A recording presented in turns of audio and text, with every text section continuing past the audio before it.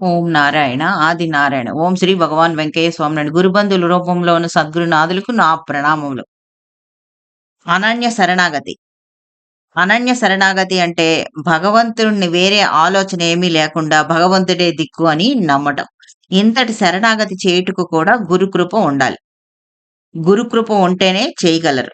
అలాంటి శరణాగతికి ఉదాహరణగా శ్రీ భగవాన్ వెంకయ్య స్వామి వారి లీలా వైభవంలో జరిగిన లీల ఒకటి ఇప్పుడు స్మరించుకుందాం. ఈమె పేరు ఈ భక్తురాలి పేరు ఈశ్వరమ్మ. కలిచేడు గ్రామం. ఈమె నూతన గృహము నిర్మించుకుంది. అయితే ఆ గృహము స్వామివారి పాదస్పర్శతో పునీతం చేయదలిచి స్వామివారిని ఆహ్వానించింది నూతన గృహ ప్రవేశం కోసం.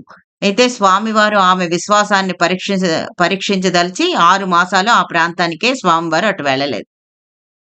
6 నెలలు ఈ 6 నెలలు కూడా ఆమె ఇంటిని అలాగే అట్టెపెట్టి పక్కన ఉన్న బంకు కిందే ఈమె సామానులు, తర్వాత కాపురం కూడా అక్కడే పెట్టుకుంది.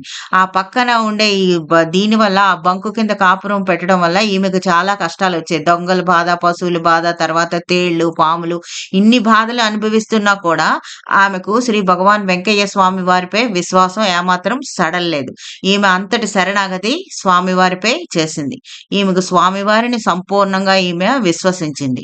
ఆ తర్వాత 6 నెలలు అయిన తర్వాత భగవాన్ వెంకయ్య స్వామి వారు ఈమె ఉన్న గ్రామానికి పక్క గ్రామంలో ఉన్నారని తెలిసి స్వామివారి దగ్గరికి వెళ్లి ఆమె ఆహ్వానించింది స్వామివారిని నమ్మని.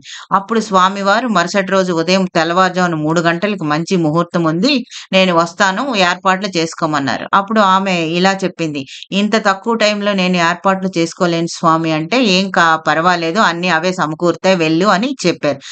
ఆమెకు స్వామివారు చెప్పినట్టుగానే ఆ ఇల్లు శుభ్రం చేసుకుంది. తర్వాత ఆమెకు తెలిసిన వాళ్ళు, ఆమె దగ్గర పనిచేసిన వాళ్ళు అంతా కలిసి ఒక 200 మందికి భోజనం పెట్టడానికి సరిపడ్డ బియ్యము, డబ్బులు ఇచ్చి వెళ్లారు. స్వామివారు వచ్చి 5 గ్రామాలు కాలినడకతో నడిచి వచ్చి ఈమె ఇంటిలో అగ్నిహోత్రం వెలిగించారు.